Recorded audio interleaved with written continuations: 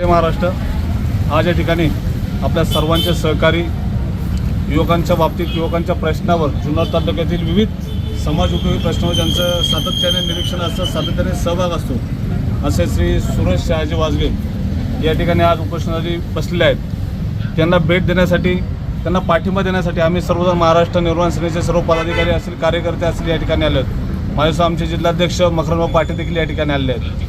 सुरेशभाऊंनी अतिशय महत्त्वाचा विषय या ठिकाणी हातात घेतलेला आहे की जुन्नर तालुका ही छत्रपती शिवाजी महाराजांच्या जन्मानं पावन झालेली भूमी आहे। हा जुन्नर तालुका पर्यटन जाहीर झालेला तालुका आहे। म्हणजे या तालुक्यातलं पर्यटन झालं पाहिजे की ते खंडित झालं पाहिजे, ही एक महत्त्वाचा विषय आहे की अदानीसारखा एक उद्योगपती येऊन ज्या तालुक्यामध्ये पर्यटन असेल, इतर बाबीवर कब्जा करणार असेल। आणि आम्ही मागाशी आमचा एक विषय झाला आहे त्यांनी की सन्मान्य आमच्या पक्षाचे अध्यक्ष राजसाहेब ठाकरे यांनी मागच्या एका सभेमध्ये संपूर्ण लाईव्ह दाखवलं होतं की अदानी भारतामध्ये कुठे कुठे काय काय करत आहे।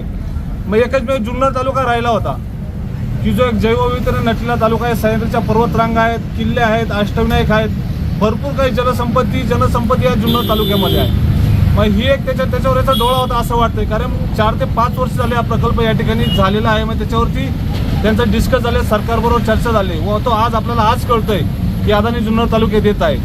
म्हणजे सरकार आपला रडीचा डाव खेळतंय की जनसामान्यांना ठीक आहे प्रकल्प आले पाहिजे, त्याशिवाय विकास होणार नाही, पण कोणते प्रकल्प आले पाहिजे ज्याची समाजाला गरज आहे। आज आदिवासी बांधवांच्या सर्व हक्कानं तुम्ही गदा आणताय, आदिवासी बांधवांना त्या अदानीच्या प्रकल्पाची गरज आहे का? त्यांचा विरोध असेल तुम्ही कशाला प्रकल्प आणताय? आता सुरेशभाऊ म्हणले मागाशी आम्ही या ठिकाणी नारंगावला आंदोलनाला होतो की जुन्नर तालुक्यात जी पुणे नाशिक रेल्वे आहे ती नारंगाव असेल, आळेपाटा असेल, चाकण मंचर ह्या मार्गे झाली पाहिजे। म्हणजे आम्हाला असं सरकारचं वाटतंय जे जनतेला पाहिजे ते द्यायचं नाहीये, जे जनतेला नको आहे ते रेटून न्यायचं। आज मेट्रोच्या बाबतीत मेट्रो असेल किंवा बुलेट ट्रेन असेल, गुजरात ते मुंबई सर्व जनता म्हणते आम्हाला बुलेट ट्रेन नको आहे, पण सरकार म्हणते आम्ही करणारच। शक्तिपीठ महामार्ग असेल, जनतेचा रेट आहे की आम्हाला शक्तिपीठ महामार्ग नको, पण सरकार म्हणते आम्ही करून दाखवणार। समृद्धी महामार्गाला देखील सर्व शेतकऱ्यांचा विरोध होता, सरकारने करून दाखवलं। अरे मग ज्याची आम्हाला गरज, आज मगाशीच आंदोलन झालं की पुणे नाशिक ती गरजेची ती करा ना, हा प्रकल्प आम्हाला नकोय तो कसा आमच्या माथी मारताय? आमच्या जनसामान्यांचं जीवन तुम्ही विस्कळीत करताय। जो नकोय ते करण्यामागे सरकारचा डाव आहे की जनतेला ज्याची गरज नाही, जनतेला ज्याचे दुष्परिणाम होणार त्याची गरज, सरकार त्याच्यावर जास्त लक्ष फोकस करते। आमची मागणी आहे एक दुसरा एक विषय, ठीक आहे जबाबदारीने बोलतोय, जुन्नर तालुक्यातील आमदार सत्ताधारी आहेत, आंबेगावचे आमदार देखील सत्ताधारी आहेत, खाली संगमनेरचे आमदार देखील सत्ताधारी आहेत। रेल्वेचा प्रकल्प आम्हाला पाहिजे, अदानीचा प्रकल्प आम्हाला नकोय। या सर्व आमदारांनी एकत्रितपणे मंत्रिमंडळात हा विषय ठासून मांडला पाहिजे।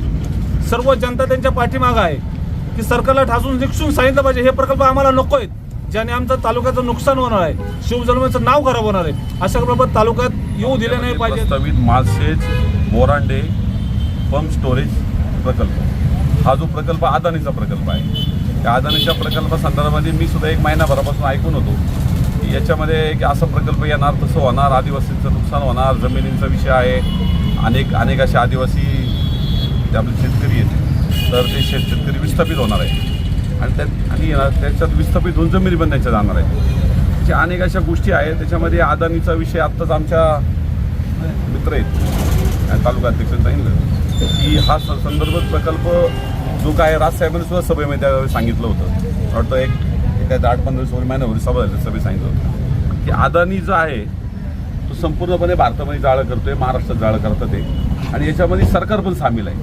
म्हणजे फक्त नोटा फक्त नोटा कशा वरतून आणायच्या आणि ते कशा ज्या संपूर्ण नोटा सरकारपर्यंत जाणार हे सगळे विषय चालू आहेत। सुरेशभाऊंनी विषय घेतला आहे, सुरेशभाऊ नारायणगावकरच पण आहेत, आमचे मित्र पण आहेत, समाजसेवक पण आहेत। सुरेशभाऊबरोबर आम्ही कायमच असतो। सुरेशभाऊंनी घेतलेल्या विषयामध्ये उपोषणासंदर्भामध्ये महाराष्ट्र नवनिर्माण सेना पुणे जिल्हा त्यांना पाठिंबा देत आहे। सुरेशभाऊबरोबर आम्ही आहोत आणि त्याच्याबरोबर आदिवासी समाजाबरोबर पण आम्ही आहोत की आदिवासींना ज्या अडचणी येतील, आदिवासींना जर उद्या काही त्रास देण्याचा प्रयत्न झाला, सुरेशभाऊंना सुद्धा आता आज तर पहिला दिवस आहे, उद्याच्या काळामध्ये जर सुरेशभाऊंना जर काही त्रास देण्याचा प्रयत्न झाला, त्यांना काही त्रास झाला तर सर्वस्वी जबाबदार शासन आहे।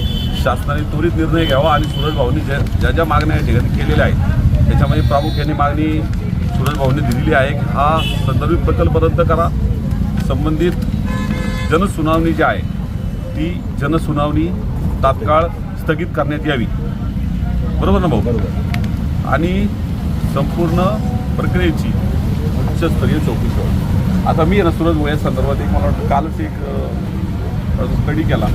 त्या स्टडीमध्ये साहेब त्याच्यामध्ये असं सांगितलं होतं की हे जे पत्र 2023ला कलेक्टर साहेबांना आलं, कलेक्टर साहेबांना आल्यानंतर कलेक्टर साहेबांनी कोणतंच पत्र खाली दिलेलं नाही. त्याच्यानंतर तहसीलदारांना आलं, ते स्वतः मग एवढं जर काही यांना जर कलेक्टर त्यांच्या संदर्भात काही आहे म्हणजे लेखी पत्र देत नाही, त्याच्यामुळे तहसीलदार हे करत नाही. संपूर्ण ग्रामसभा याच्यामध्ये ग्रामसभा विरोधात आहे, आदिवासी समाज विरोधात आहे, गावाविरोधात आहे. एवढं असताना सुद्धा ही डेअरिंग येते कुठून यांच्यामध्ये? ही डेअरिंग फक्त पैशामध्ये आहे. आणि ह्या डेअरिंग याच्यामध्ये आदिवासी समाजाला विचारात घेतल्याशिवाय कोणताही निर्णय याच्यामध्ये घेण्यात येऊ नये. सूरज भाऊ या ठिकाणी उपोषणाला आहे. सूरज भाऊंच्या बरोबर आम्ही आहे. सूरज भाऊंना जर जीवाला काही कमी जास्त झालं तर या जुन्नर तालुक्यामध्ये जो काही धिंगाणा घालायचा तो आम्ही त्यावेळी करू. त्यामुळं ही जी काय मागणी आहे त्यांची ही त्वरित पूर्ण करण्यात यावी.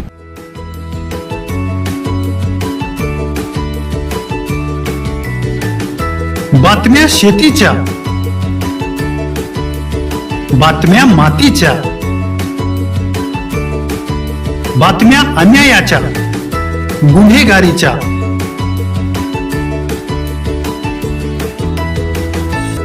राजकारणाच्या आणि समाजकारणाच्या,